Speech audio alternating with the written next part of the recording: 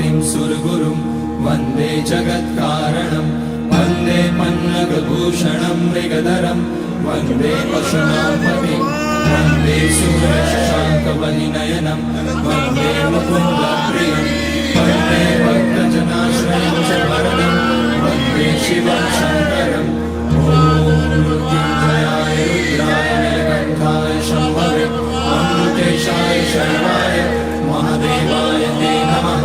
नमस्तेऽस्तु भगवन् विश्वेश्वराय महादेवाय त्र्यम्बकाय त्रिपुरान्तकाय त्रिकाग्निकालाय कालाग्निरुद्राय नीलकण्ठाय मृत्युञ्जयाय सर्वेश्वराय सदाशिवाय श्रीमान् महादेवाय नमः।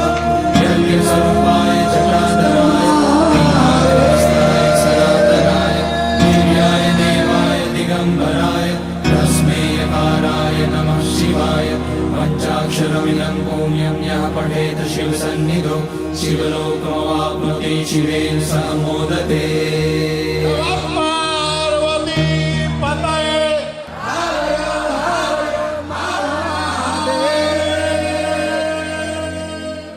सञ्जीवयत्खलशक्तिधरस्वधाम्ना अन्याश्च हस्तचरणश्रवणत्वगादीन् प्राणान्नमो भगवते पुरुषाय तुभ्यं। तद्दिव्यमव्ययं धाम सारस्वतमुपास्महे यत्प्रसादात् प्रलीयन्ते मोहान्धस्तमसच्छटः। ॐ नमः परमहंसात्वादितचरणकमलचिन्मकरन्दाय भक्तजनमानसनिवासाय श्रीरामचन्द्राय। द्वारकाधीश भगवान की जय। श्रीमद्भागवत महापुराण की जय। सद्गुरुदेव भगवान की जय। हर हर महादेव। व्यासपीठ पर विराजमान शास्त्री जी, चतुर्वेदी जी का यजमान परिवार, देवियों सज्जनों, जीवन के वो क्षण अत्यंत दुर्लभ होते हैं जब इस मनुष्य को श्रीमद् भागवत की कथा श्रवण करने का अवसर प्राप्त होता है। जन्मांतरे भवेत पुण्यम, जन्म जन्मांतर के पुण्यों का जब उदय होता है तब श्रीमद् भागवत की कथा करने का संकल्प होता है, श्रवण करने का अवसर प्राप्त होता है। चतुर्वेदी जी 2 साल से प्रयास कर रहे थे, श्रीमद् भागवत की कथा श्रवण करनी है, लेकिन ऐसा संयोग नहीं हो रहा था, अनुकूलता नहीं होती थी। संयुनक्ति विनियुक्ति च, ये सब निश्चित है, कब कहाँ कब क्या होना है विधि ने सब निश्चित कर रखा है। जिस परमात्मा ने सृष्टि का निर्माण किया है उस परमात्मा ने हमारे भी सारी व्यवस्था माने सिस्टम सेट किए हुए हैं पहले से।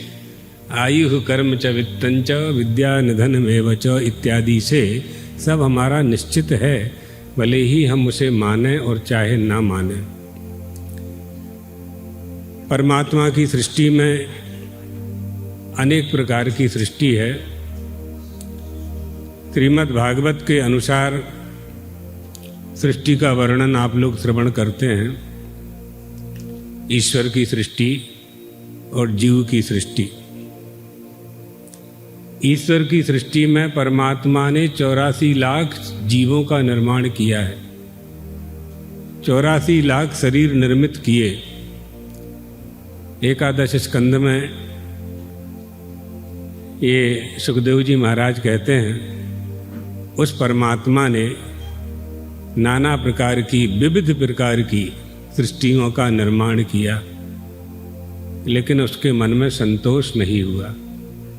सृष्ट्वा पुराणि विविधानि जयात्मशक्त्या वृक्षान् सरीसृपसपसून् खगदन्तमत्स्यान् तैस्तैरतुष्टहृदयः पुरुषं विधाय ब्रह्मावलोकधिषणं मुदमाप देवः।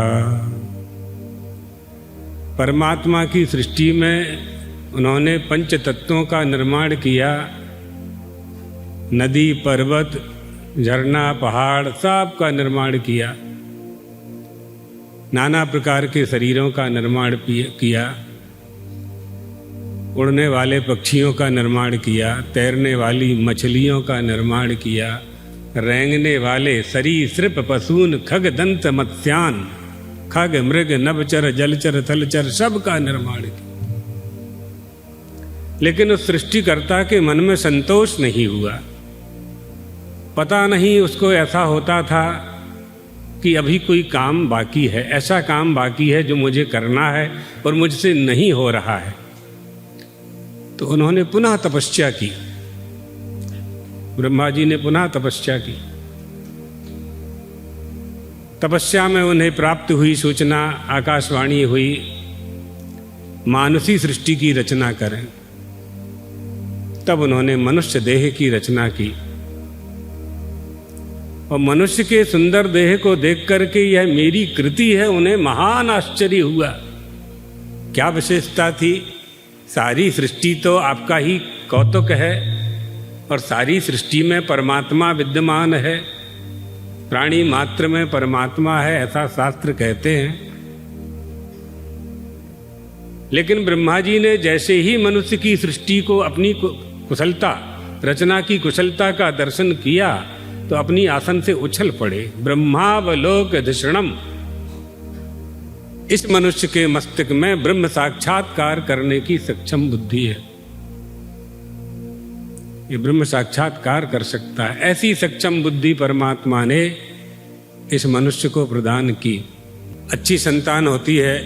आप लोगों के यहाँ अच्छे बेटा बेटी होते हैं, माता पिता की आज्ञा का पालन करने वाले होते हैं। माता पिता को अच्छा लगता है, संतोष होता है, मन प्रसन्न होता है, हमारी संतान अच्छी। जैसे आपको 2-4 बच्चों के सन्मार्ग पर चलने पर संतोष होता है, इसी तरह से परमात्मा परम पिता को, सारी सृष्टि तो उसने बनाई, हम सब उसकी ही संतान हैं। पूरे विश्व में जो 8 अरब लोग दिखाई पड़ते हैं सब उसी की संतान। भारत में रहने वाले 140 करोड़ उसी की संतान है। जब हम अच्छा करते हैं, सन्मार्ग पर चलते हैं, अपनी परंपरा का पालन करते हैं, संस्कृति संस्कार की रक्षा का प्रयास करते हैं, माता पिता गुरु की सेवा करते हैं, शास्त्र का अध्ययन करते हैं, श्रीमद् भागवत की कथा सुनते हैं, वो परमात्मा प्रसन्न होता है। जैसे माता पिता अच्छी संतान से प्रसन्न होते हैं, इसी तरह से अपनी प्रजा से परमात्मा प्रसन्न होता है। वेदव्यास जी कहते हैं, लब्ध्वा सुदुर्लभमिदं बहुसंभवान्ते मानुष्यमर्थदमनित्यमपि धीरा। मनुष्य का शरीर मिल जाना बहुत दुर्लभ है, बहुत ही दुर्लभ है, बहुत कठिन है। विचार करके देखें, बड़ौदा में बैठे हैं अपने लोग, मनुष्यों के साथ इस नगर में पशु भी रहते हैं, मछली मेंढक भी होते हैं इस धरती पर, नाना प्रकार के प्राणी दिखाई पड़ते हैं।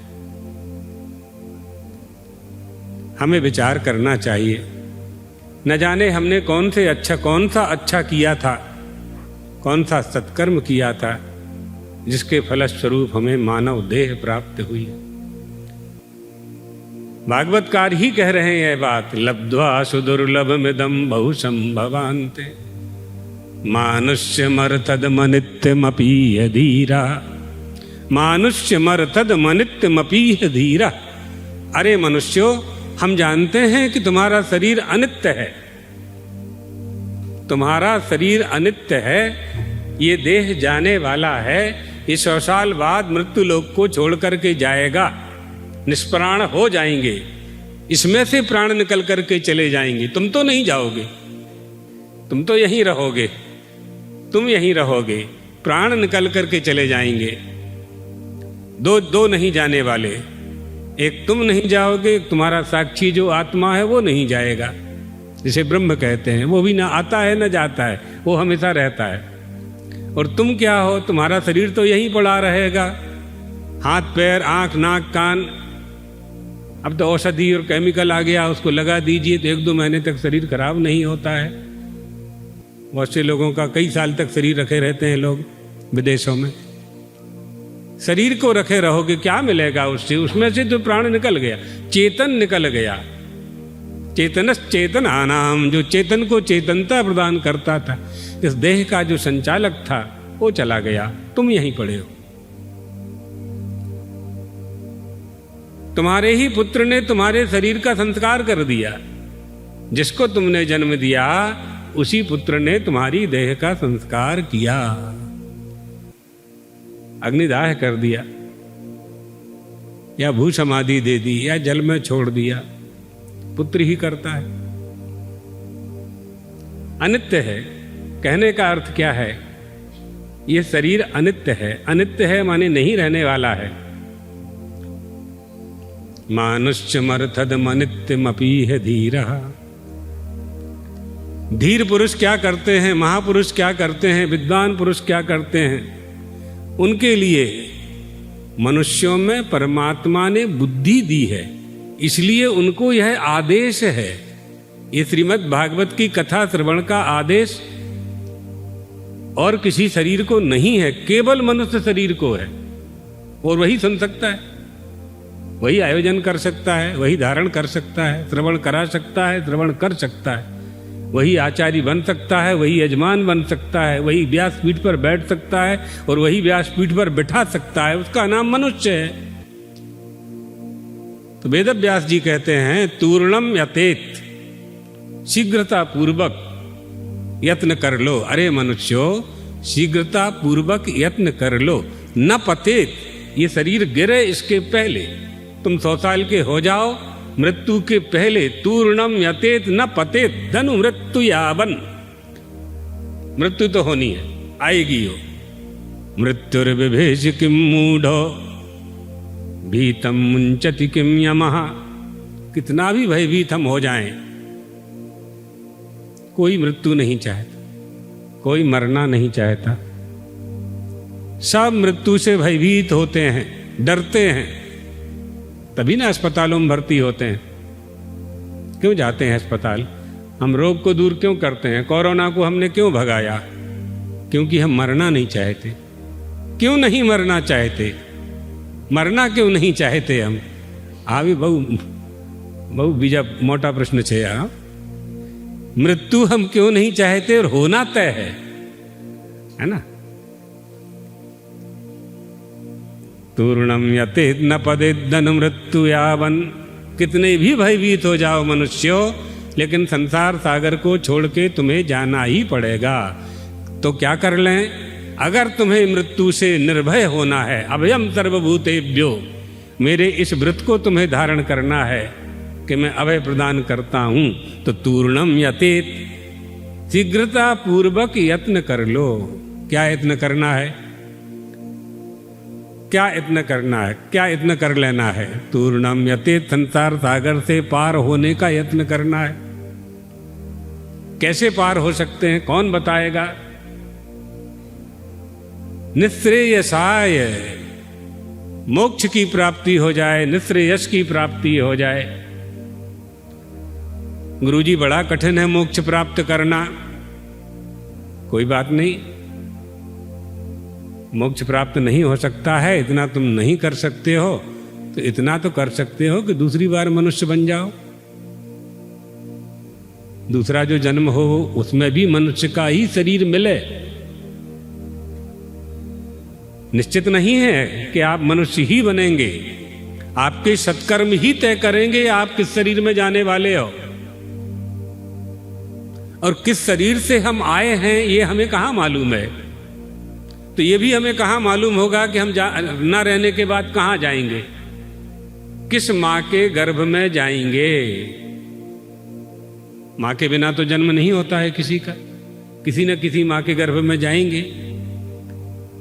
तो हम इतना अच्छा कर लें कि मनुष्य का शरीर मिल जाए, अच्छी मां मिल जाए, अच्छा पिता मिल जाए, सदाचारी पिता मिल जाए, सन्मार्ग पर चलाने वाली मां मिल जाए, आदर्श गुरु मिल जाए। मोटी सबसे बड़ी संपत्ति, सबसे बड़ी संपत्ति। क्यों ये सबसे बड़ी संपत्ति है? इसको बड़ी संपत्ति क्यों कहा जाता है?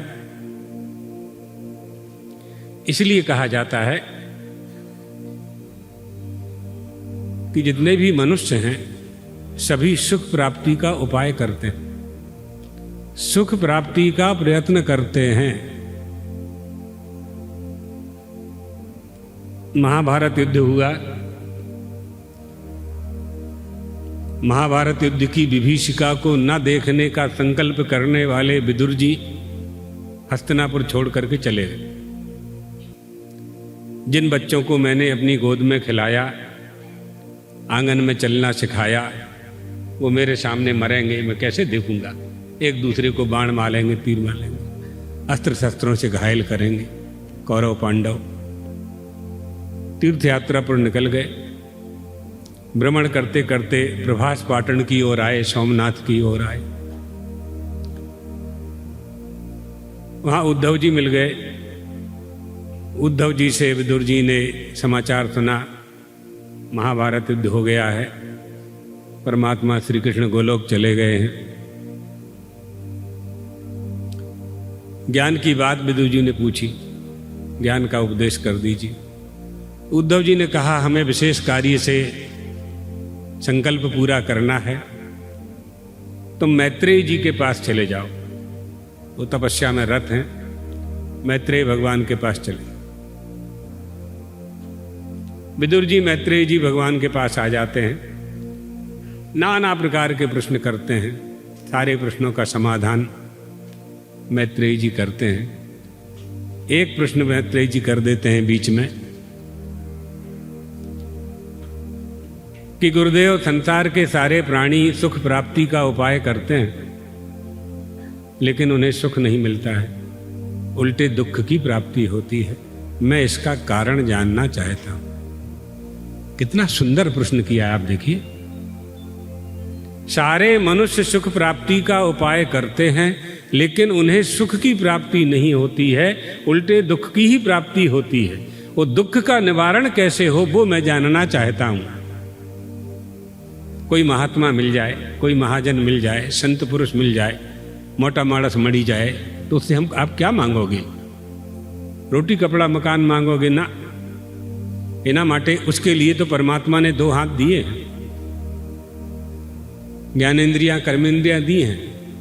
कमा लेंगे, खा लेंगे, ये सब नहीं मांगना है। ऐसी वस्तु मांगनी है जो हम प्राप्त नहीं कर सकते हैं, वह मांगनी।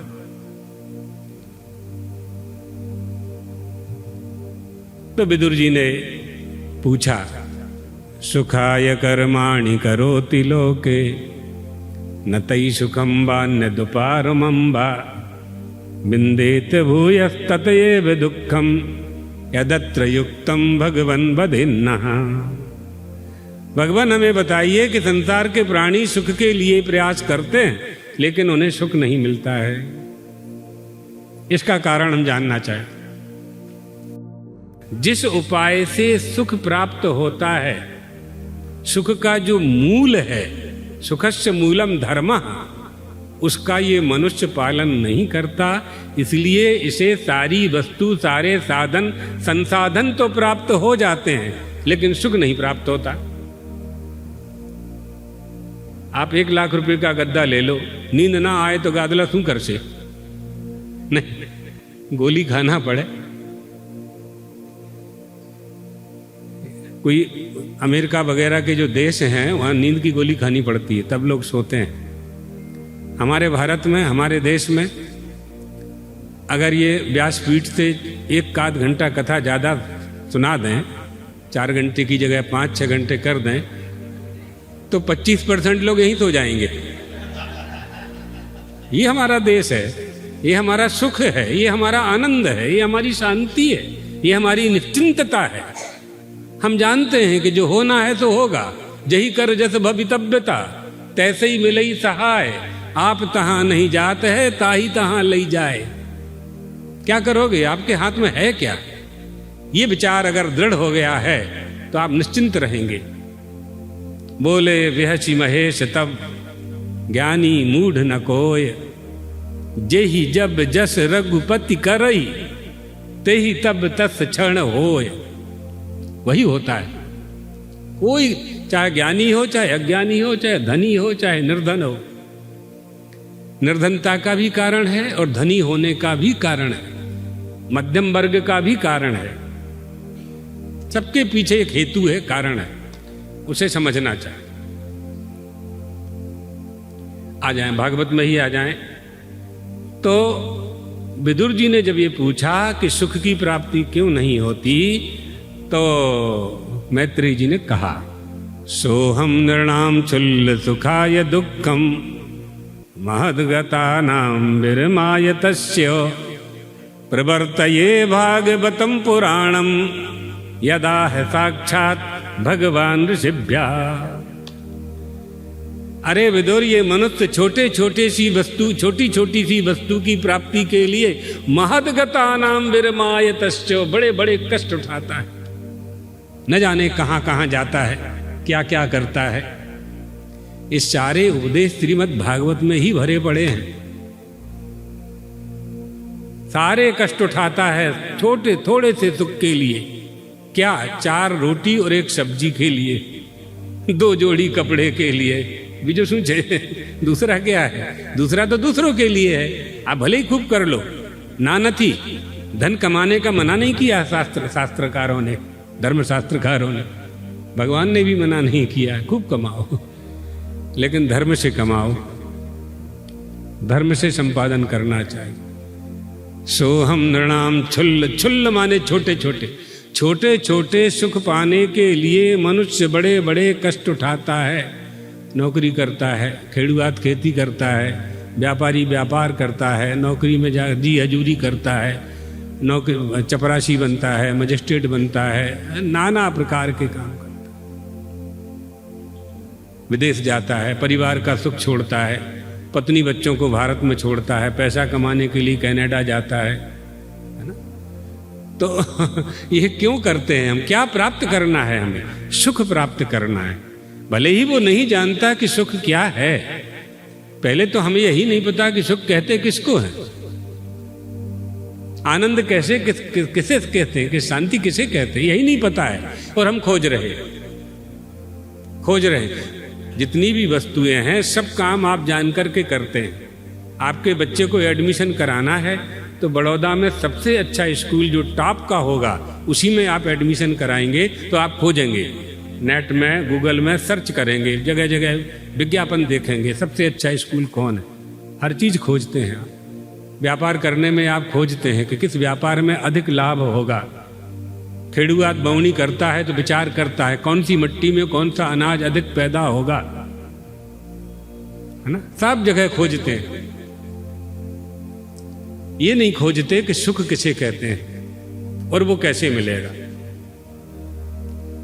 कोस्ति पाया, क्या उपाय है उसका, यही कमी है। तो मैत्रेयी जी कहते हैं, प्रवर्तये भागवतम पुराणम। श्रीमद् भागवत में सारे सुखों का संपादन करके वेद व्यास जी ने एकत्रित करके रख दिया है। और ये बात कहाँ से कह रहे हैं? यदा है साक्षात भगवान ऋषिभ्या। श्रीमद् भागवत का उपदेश परमात्मा ने स्वयं ही ऋषियों को किया है। सबसे पहले परमात्मा ने ही स्वयं श्रीमद् भागवत का उपदेश किया ऋषियों को। भागवत ही इसमें प्रमाण है। उसमें ब्रह्मा जी भी थे। ब्रह्मा जी ने नारद जी को उपदेश दिया, नारद जी ने व्यास जी को उपदेश दिया चतुश्लोकी भागवत के रूप में, और व्यास जी ने अपने पुत्र सुखदेव जी महाराज को दिया। सुखदेव जी ने राजा परीक्षित का उद्धार करने के लिए गंगा किनारे 7 दिन में श्रीमद् भागवत की कथा उनको श्रवण कराई। और वहाँ सूत जी बैठे हुए थे, तो उन्होंने पूरी कथा सुखदेव जी महाराज के मुखारविंद से श्रवण की, और सूत जी ने वही कथा नैमिषारण्य में शौनकादि ऋषियों को श्रवण कराई। ये हमारी परंपरा, वही कथा आप यहाँ सुन रहे हैं। श्रीमद् भागवत कथा पहले से ही है, हमेशा होती रहती है ऋषियों के यहाँ तो आश्रमों में, लेकिन अनुष्ठान का जो क्रम प्रारंभ हुआ है वो क्रम प्रारंभ हुआ है राजा परीक्षित के कथा श्रवण से। सप्ताह का क्रम 7 दिन में ही कथा श्रवण करनी, 7 दिन में ही पूरी करनी है। क्यों पूरी करनी है 7 दिन में? क्योंकि राजा परीक्षित के पास 7 ही दिन थे बस। उन्होंने कहा, सुखदेव जी महाराज को जैसे ही पाया तो राजा परीक्षित ने कहा, गुरुदेव आपको पाकर के मैं धन्य हो गया हूं, मेरे जीवन के 7 ही दिन शेष हैं, अब मैं क्या करूं, क्या होगा मेरा? तो सुखदेव जी महाराज ने कहा, घबराने की आवश्यकता नहीं है। राजा खटवांग ने तो 2 ही क्षण में अपना कल्याण कर लिया था। अयोध्या नरेश राजा खटवांग थे, एक बार देवताओं का पक्ष लेकर के दैत्यों से युद्ध करने के लिए गए, दैत्यों को पराजित किया, देवता प्रसन्न हुए, देवताओं ने कहा वरदान मांगो। राजा ने कहा मेरी आयु कितनी है? कहा 2 ही क्षण है, मृत्यु लोक भेज दो मुझे। क्या होगा वहां मृत्यु लोक में, क्या करोगे? मृत्यु लोक के लोग तो स्वर्ग आने के लिए परेशान होते हैं, आप मृत्यु लोक जाना चाहते हो? तो राजा खटवांग ने कहा मृत्यु लोक में मैं 2 ही क्षण में, क्षणमपि सज्जन संगति रेखा भवति भवार्णव तरणई नौका, 2 क्षण में ही संसार सागर से पार होने का, यानी मोक्ष का उपाय जन्म जन्मांतर में ना हो, और होना चाहे करना चाहे तो 2 ही क्षण में हो जाए। चाहे समझो पलक में, चाहे जन्म अनेक, जब समझो तब समझ है सब घट में एक क्षण में ही कल्याण हो जाए। ये मृत्यु लोक है, यहां हमें भागवत प्राप्त है। स्वर्ग के देवताओं को ये कथा प्राप्त नहीं है, तभी ना देवता अमृत कलश लेकर के आए थे। व्यास जी ने आपको सुनाया ही होगा प्रथम दिन ना, कि कथा हमको सुना दीजिए, अमृत राजा परीक्षित को पिला दीजिए। सुखदेव जी महाराज ने कहा नहीं, तुम अधिकारी नहीं हो, तुमने कथा की कीमत लगा दी, तौल दिया। अमृत से भी बड़ा भागवता अमृत है, तुम इसके अधिकारी नहीं हो। तब राजा परीक्षित ने सुखदेव जी महाराज से कहा कि गुरुदेव मेरे पास 7 ही दिन अवशेष हैं, मेरा कल्याण कैसे होगा? तो सुखदेव जी ने कहा हम उपाय बताएंगे, तुम्हारे कल्याण का उपाय हमारे पास है। सुखदेव जी को राजा परीक्षित तो पहचानते नहीं थे, लेकिन वहां सुखदेव जी गंगा तीर पर बैठ गए हैं आसन लगा करके। जब ये ऋषियों ने मुनियों ने सुना तो सभी के सब एकत्रित हो गए थे वहां। वो लोग सुखदेव जी महाराज को पहचानते थे। अवधूत भेष था, अवधूत विकीर्ण केसा, अवधूत भेषा चले आ रहे थे, जटा फैलाए हुए, 16 साल का सुंदर शरीर, दिव्य देह, है ना। बड़ी दिव्य कथा है सुखदेव जी के जन्म की। हाथ जोड़ करके राजा परीक्षित ने पूछा, अतः पृच्छामि संसिद्धिं योगिनां परमं गुरुं पुरुषस्येह यत्कार्यं म्रियमाणस्य सर्वथा। बताइए गुरुदेव, मरते समय मनुष्य को क्या करना चाहिए? कितना सुंदर प्रश्न किया है राजा परीक्षित ने सुखदेव जी से। यही तो भागवत की बात है। राजा परीक्षित चाहते तो सुखदेव जी महाराज से अमर होने का वरदान मांगते, प्रार्थना करते। राजा परीक्षित चाहते तो समीक ऋषि के पास चले जाते, श्रृंगी ऋषि के पास चले जाते, क्षमा मांग लेते, लेकिन उन्होंने ऐसा कुछ नहीं किया। जानते थे भगवान श्री कृष्ण की कृपा से उनका जन्म हुआ था। अश्वत्थामा ने तो भस्म करने का खूब प्रयास किया था, लेकिन अश्वत्थामा के ब्रह्मास्त्र के रक्षित से परीक्षित ज्ञानी थे। राज्य का मोह उन्होंने त्याग दिया, जन्मेजय के मस्तक पर मुकुट रखा और गंगा किनारे जाकर बैठ गए।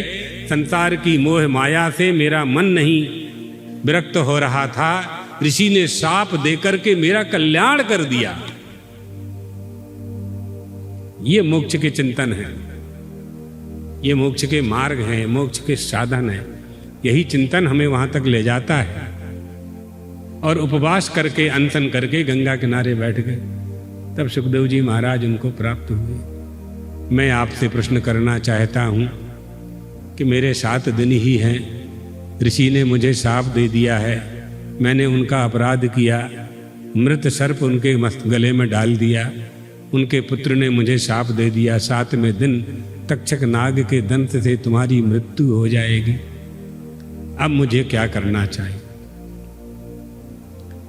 सुखदेव जी महाराज ने कहा, राजन तुम्हारे पास 7 दिन हैं और तुमने ये पूछा कि म्रियमाणस्य सर्वथा, मरते समय मनुष्य को क्या करना चाहिए।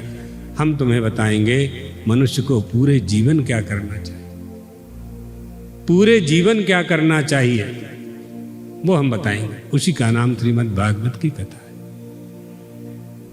ये भक्ति का रस है और ज्ञानियों का ज्ञान है, परमहंस संहिता है। भक्ति ज्ञान वैरागाणाम सब प्राप्त है इसमें। जो चाहिए, जिसको जो प्राप्त करना है वो श्रीमद् भागवत से प्राप्त कर सकता है। तत्व स्वरूप तत्व निरूपण की ऐसी विशिष्ट शैली श्रीमद् भागवत में विद्यमान है कि अज्ञान संगौ भवबंध मोक्षौ, भागवतकार ही कहते हैं, ब्रह्मा जी स्तुति करते हैं 10वें स्कंद के 14वें अध्याय में कि बंधन और मोक्ष दोनों ही अज्ञान है। दोनों ही अज्ञान का नाम है ये, बंधन और मोक्ष। मुक्त कौन होना चाहता है? आप लोग जाकर के किसकी जामीन लेते हो, जमानत किसकी लेते हो? जो कारागार में है। जो कारागार में है ही नहीं उसकी जमानत कहाँ लेते हैं? कोई जामीन लेने की, बेल लेने की जरूरत नहीं पड़ती उन्हें। तो पहले ये समझो कि आप कारागार में हो क्या, आप बंधन में हो क्या। अगर वो बंधन है तो क्या है, बंधन का नाम क्या है? को नाम बंधा कतमे से आगता, कैसे आया है वो बंधन? आया है कि हम लाए हैं, हमको दिया गया है कि हमने लिया है। 100 रुपया दिया है पिताजी ने बेटा को, जाओ बाजार से गुड़ ले आओ, तो 2 किलो गुड़ लेके वो आ गया, तो 100 रुपया दिया तो गुड़ ले आया। तो ऐसे हम कहीं से बंधन लाए हैं क्या? खरीदा है बंधन हमने? किसी ने हमको बंधन दान में दिया है? बंधन नाम की वस्तु क्या है? यही समझे बिना हम सब कुछ प्राप्त करने का प्रयास करते हैं, इसलिए प्राप्त नहीं होता है। यही बात मैत्रेय जी विदुर जी से कह रहे हैं। कहां से सुख की प्राप्ति होगी? सुखी होने वाले को ये पता ही नहीं। महद्गतानां विरमायतश्च प्रवर्तये भागवतम पुराणम।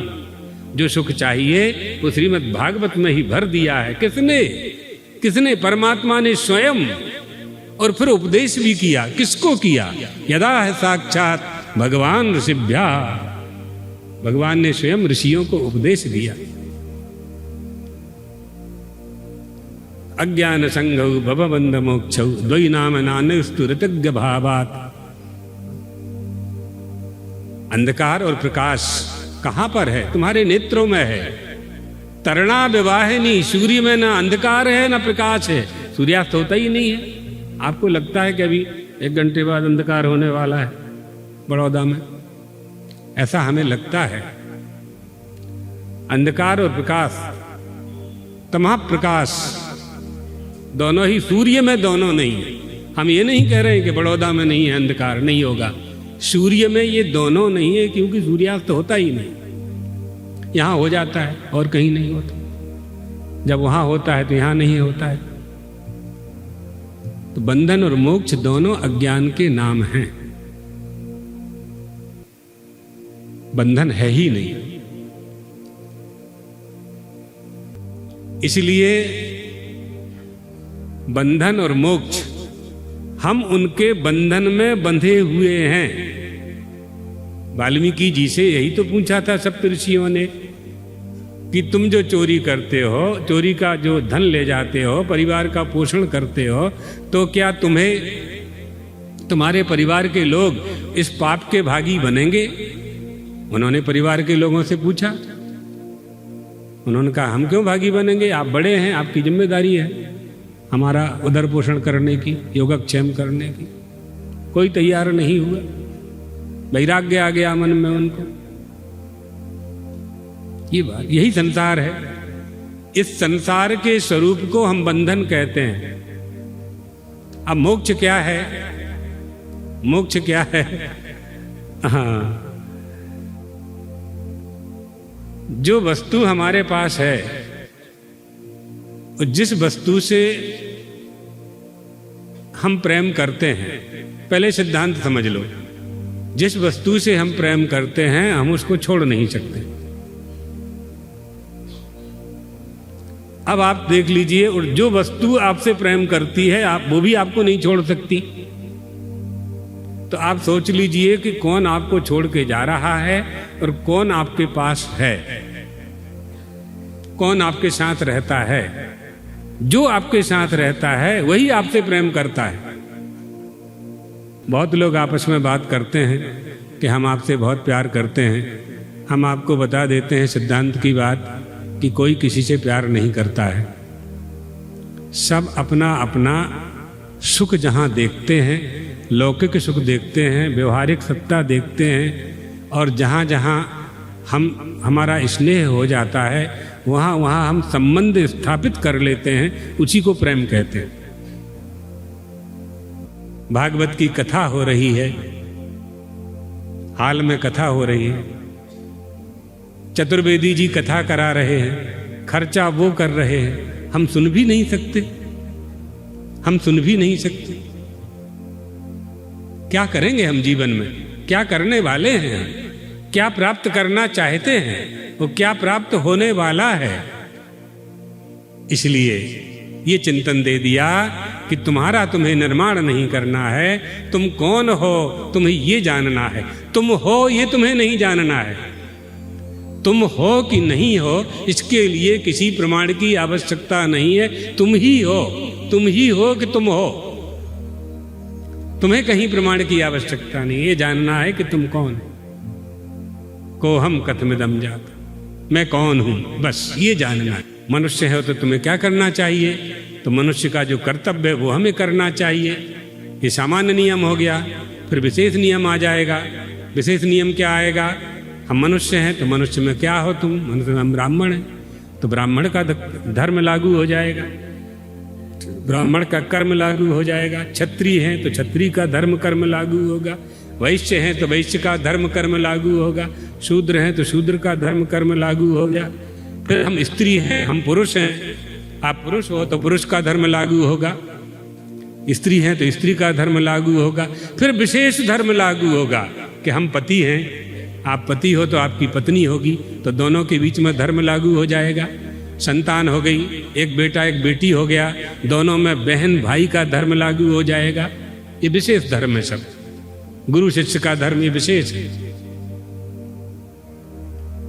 मानव मात्र का जो धर्म है, मनुष्य का जो धर्म है, उसके 10 लक्षण हैं। विशेष धर्म अलग अलग हैं। ब्राह्मण के कर्म धर्म अलग हैं, क्षत्रिय के अलग हैं, वैश्य के अलग, पति के अलग हैं, पत्नी के अलग हैं, संतान के अलग हैं। जैसे माता पिता का धर्म है संतान का पालन पोषण करना, वैसे संतान का भी धर्म है जीवितो वाक्य करणात् क्षयाहे भूरि भोजनम। पुत्र का भी संतान का भी कर्तव्य।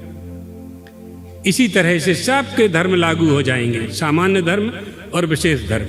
कोई ये कहे कि हम किसी धर्म को नहीं मानते, हम केवल मानव की बात करेंगे, मानवता की बात करेंगे, तो वहां भी धर्म लागू होगा। वहां 10 धर्म के लक्षण लागू हो जाएंगे। धृति क्षमा दमस्तेयम शौचमिंद्रिय निग्रह धीर विद्या सत्यम क्रोधो दशकम धर्म लक्षणम। ये मनुष्य मात्र के लिए, किसी एक समाज, एक व्यक्ति, एक जाति के लिए लक्षण नहीं है। ये मनुष्य मात्र, प्राणी मात्र के लिए धर्म के लक्षण हैं। 10 लक्षण, ये सभी को इनका पालन करना चाहिए। तो ये धर्म की बात। श्रीमद् भागवत में हमें सब कुछ प्राप्त होता है। हमारे जीवन में जो चाहिए और जीवन के बाद जो चाहिए वो भी श्रीमद् भागवत से प्राप्त होता है। ऐसी श्रीमद् भागवत की कथा है। तो इसका आश्रय लेकर के निश्चित रूप से हम संसार सागर से पार हो सकते हैं, होना चाहिए।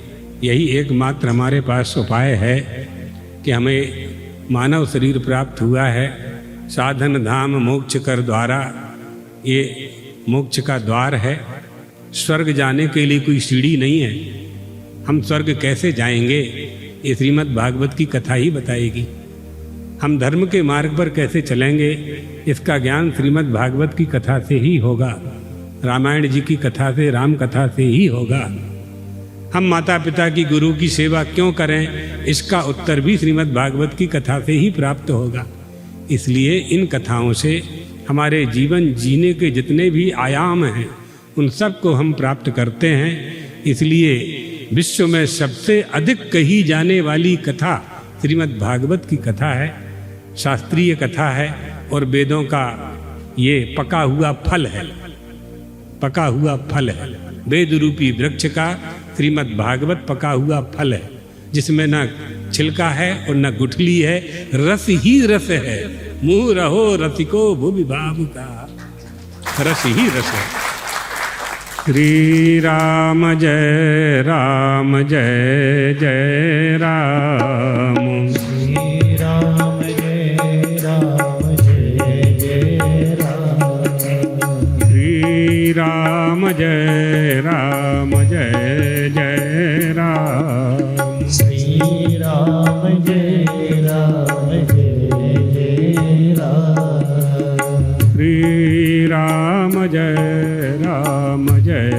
जय राम। श्री राम जय जय राम। धर्म की जय हो, अधर्म का नाश हो, प्राणियों में सद्भावना हो, विश्व का कल्याण हो, गौ माता की रक्षा हो, द्वारकाधीश भगवान की जय हो, श्रीमद् भागवत महापुराण की जय हो, सद्गुरुदेव भगवान जगत गुरु शंकराचार्य की जय हो। हर हर जगत गुरु शंकराचार्य महाराज की। मेरा नाम गोपाल चतुर्वेदी है। मैं जे.के. चतुर्वेदी का भाई हूँ। हमारे पिताजी की एक मनोमन इच्छा थी पहले से कि हमारे परिवार में एक भागवत सप्ताह का आयोजन हो। मैं मेरे बड़े भाई का, जे.के. साहब चतुर्वेदी का बहुत ही हार्दिक धन्यवाद करता हूँ कि हमारे पिताजी की उन्होंने मनोकामना पूर्ण करने के लिए इतना बड़ा आयोजन करा। मैं जितना भी उनका आभारी हूँ उस कम है। मेरा नाम डॉक्टर शैला है। मैं बड़ौदा की रहने वाली हूँ। Mister JK. Chaturvedi is a very old friend of ours and I'm very grateful that he has invited me to attend the katha. ये घर पे आई हुई गंगा है। मेरे को लगा कि जितने लोग अटेंड करेंगे इतना अच्छा है।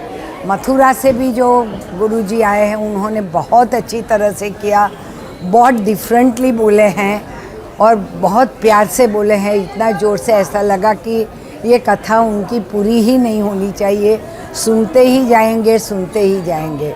और आज तो कथा की पराकाष्ठा थी कि जगत गुरु आए, शंकराचार्य जी आए, उन्हें बहुत अच्छा किया। सबको मालूम है कि ज़िंदगी में क्या करना चाहिए, लेकिन हम कितने लोग करते हैं वो ज़्यादा इम्पोर्टेंट है। और आज भी आए, बहुत अच्छा लगा। बहुत लोगों ने उसका एडवांटेज लिया और we wish Chaturvedi's family all the best. Thank you so much. Nagarmal Kedia Halol से आया हूँ। गोपाल भाई चतुर्वेदी का फ्रेंड हूँ। हरि अनंत, हरि कथा अनंता। भगवान की कथा इतनी अच्छी लगती है, वो एक अमृत पान है, उसको जितना पियो उतना कम है। कथा बहुत अच्छी लगी, भगवान के बारे में जाना।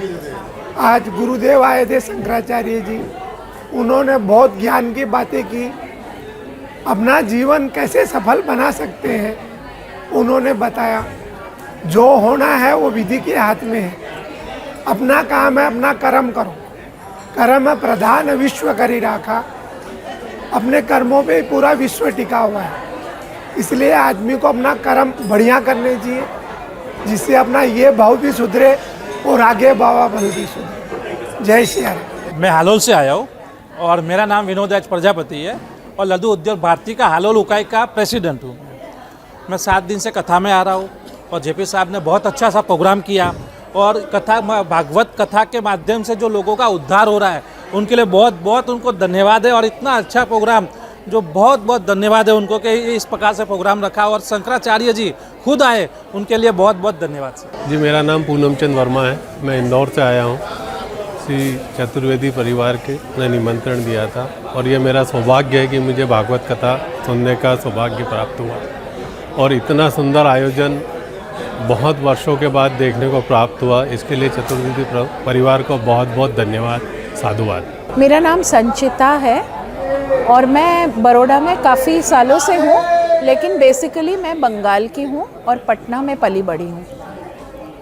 मुझे भागवत कथा में आके इतनी शांति महसूस हो रहा है, ऐसा लग रहा है कि मैं सबसे अच्छी जगह आ चुकी हूँ। और ऐसा भगवान कृष्ण का तो मतलब उनका जो एहसास है ना, चाहे घर हो या बाहर हो, बहुत ही अद्भुत सुंदर है उनका जो एक एहसास है। और भागवत गीता पाठ में तो मतलब मैं आपको बता नहीं सकती हूँ, ऐसा लग रहा है कि जीवन सभी के घर में होना चाहिए, सभी जगह होना चाहिए, क्योंकि इससे आपको बहुत अंदर से एक ताकत मिलता है, बहुत अंदर से एक शांति की अनुभूति होती है। और मतलब एक लगता है ना कि दुनिया में और मैंने यही तरीका है जीने का। तो बहुत बहुत बहुत धन्यवाद, मुझे बहुत ही अच्छा लग रहा है यहाँ आके। श्रीमद् भागवत कथा श्रवण करने से जीवात्मा का उद्धार होता है, मोक्ष की प्राप्ति होती है। 84 लाख योनियों में जीव भ्रमण करने के बाद में मनुष्य की योनि उसको प्राप्त होती है। इस मनुष्य की योनि में ही जीवात्मा को ज्ञान की प्राप्ति होती है। उस ज्ञान के द्वारा परमात्मा के तत्व को जानने के लिए श्रीमद् भागवत की कथा श्रवण की जाती है। श्रीमद् भागवत पुराण का श्रवण करने से दुख शोकाद समनम धन धान्य प्रवर्धनम सौभाग्य संततिकरम सर्वत्र विजय प्रदम, सब और विजय को प्राप्त कराने वाली श्रीमद् भागवत पुराण की कथा है, इसलिए इसको हमेशा श्रवण करना चाहिए।